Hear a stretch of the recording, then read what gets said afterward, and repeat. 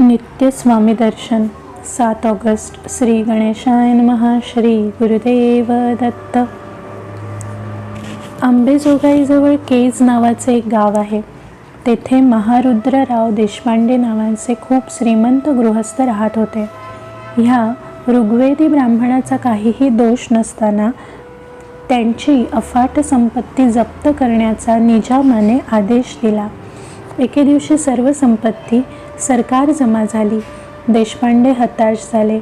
एका साधूच्या सांगण्यावरून अक्कलकोटला स्वामींच्या दर्शनाला आले. स्वामींना साष्टांग नमस्कार घालून देशपांड्यांनी आपली व्यथा स्वामींना सांगितली. स्वामींनी देशपांड्यांकडे नुसते बघितले आणि म्हणाले, जिथे 4 मनोरे आहेत तिथे ताबडतोब जा. तुझे शेत आम्ही सोडवले आहे. महारुद्रराव देशपांडे यांना आश्चर्य वाटले की निजामाने आपली संपत्ती जप्त केली ती स्वामींनी एका क्षणात मोकळी कशी केली. देशपांडे त्वरित हैदराबादेस निजामाकडे गेले. तेव्हा त्यांच्या हातात निजामाचा हुकूम पडला की सर्व संपत्ती मानाने परत केलेली आहे.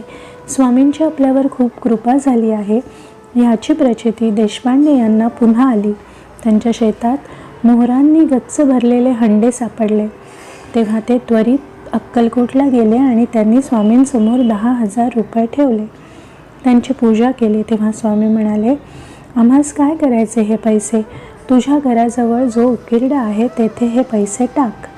असे म्हणत त्यांनी जवळचा एक दगड दिला आणि चटकन म्हणाले, हा दगड त्या पैशांवर ठेव. त्यावेळेला मुंबईचे हरिश्चंद्र नावाचे एक गृहस्थ स्वामींच्या दर्शनाला आले होते. त्यांना एकच छंद होता, स्वामींच्या पादुका करायच्या आणि समर्थ भक्तांना वाटायच्या. समर्थांचे हे सूचक वाक्य ऐकता क्षणी त्यांनी देशपांड्यांना पादुका दिल्या.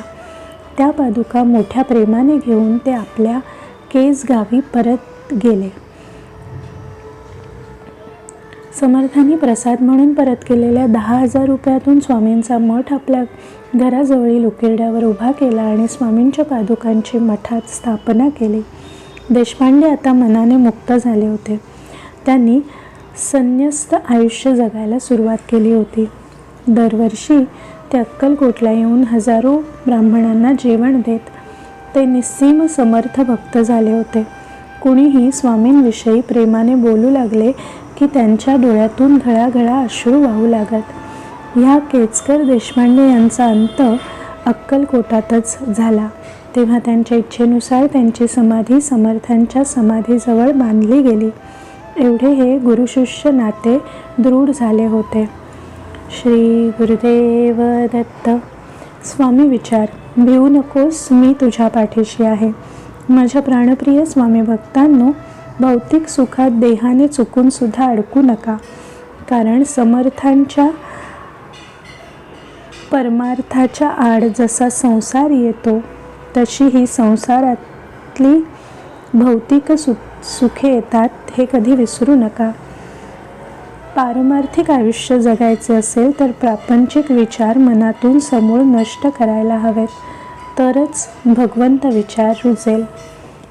श्री गुरुदेव दत्त. श्री गुरुदेव दत्त. श्री गुरुदेव दत्त.